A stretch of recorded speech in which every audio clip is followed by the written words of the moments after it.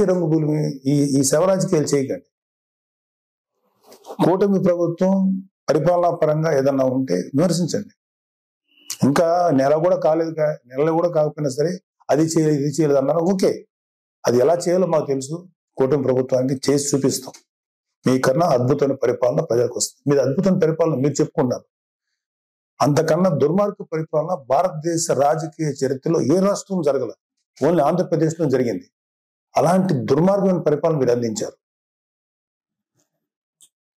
అంటే కొన్ని కోట్ల రూపాయలు, వేల కోట్లు, లక్షల కోట్ల రూపాయలు ప్రభుత్వానికి ఖజానాకి గండి కొట్టి,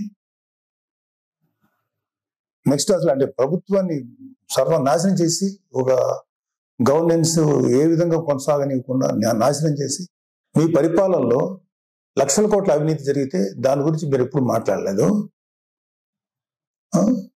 అంటే మీరు పెట్టిన బొక్క అంటే మన రాష్ట్ర ఖజానాకి కనీసం 2-3 మినిమం 4-5 ఏళ్ళు పడుతుంది మినిమం ముందు ఆ బొక్క పుడ్చడానికి. అంత పెద్ద బొక్క పెట్టి వెళ్ళిపోయారు మీరు ఆంధ్రప్రదేశ్ రాష్ట్రానికి. అర్జెంటుగా అది చేయలేదు ఇది చేయలేదు, నెల రోజులు కూడా కాలేదు స్వామి. 2019లో పరిపాలన మొదలుపెట్టినప్పుడు 6 నెలలు మాట్లాడలేదు. ప్రతిపక్షంలో ఉన్నాం మేము. మీకు అర్జెంటుగా వచ్చేసి అది చేయలేదు ఇది చేయలేదు. చేస్తారు, ప్రతిదీ చేస్తుంది కూటమి ప్రభుత్వం, ప్రతిదీ చేస్తుంది. చంద్రబాబు నాయుడు గారు కానీ పవన్ కళ్యాణ్ గారు కానీ నిబద్ధత ఉన్న మనుషులు. ఎలా చేయాలో అలా చేస్తారు. ప్రజలకు ఎంత మంచి చేయాలో చేసి తీరుతారు. మీలాగా పర్ఫార్మెన్స్ లో దొంగ మాటలు చెప్పి తప్పించుకునే వ్యక్తులు కాదు, గుర్తుపెట్టుకోండి. సరే, ఈ సందర్భంగా మీకు కొన్ని సింపుల్ క్వశ్చన్స్ అడుగుతాను. దానికి మీరు ఆన్సర్ చెప్పగలిగితే వెరీ హ్యాపీ. మీరు ఇవాళ వినుకొండకు వచ్చి ఆ కుర్రాడు గురించి చెప్పారు. I'm okay for that. కానీ దానికి ముందు మీ అధికారం ఉన్నప్పుడు, మీరు సీఎంగా ఉన్నప్పుడు, ఒక దళిత్ డ్రైవర్ని చంపేసిన మీ ఎమ్మెల్సీ అతని తప్పుని ఖండించకపోగా మీతో పాటు సగర్వంగా తిప్పుకున్నారే, అది తప్పని మీకు అనిపించలేదు? అప్పుడు అది దుర్మార్గంగానే, అది క్రూరంగానే అనిపించలేదా మీకు?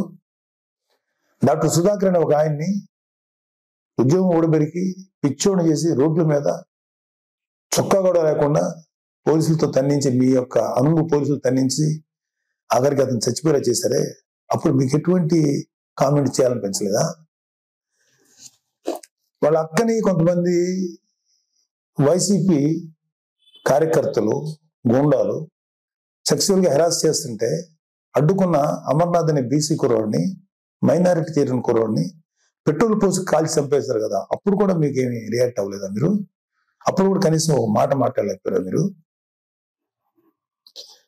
32,000 మంది ఆడపిల్లలు అదృశ్యం అయిపోయారని చెప్పి పవన్ కళ్యాణ్ గారు చెప్పి కనీసం ఒక పోలీస్ రివ్యూ పెట్టండి అంటే, కనీసం పోలీస్ రివ్యూ కూడా పెట్టకుండా 32,000 మంది ఆడపిల్లలు అదృశ్యం అయిపోతే అప్పుడు మీకు మాట్లాడటానికి నోరు రాలేదా?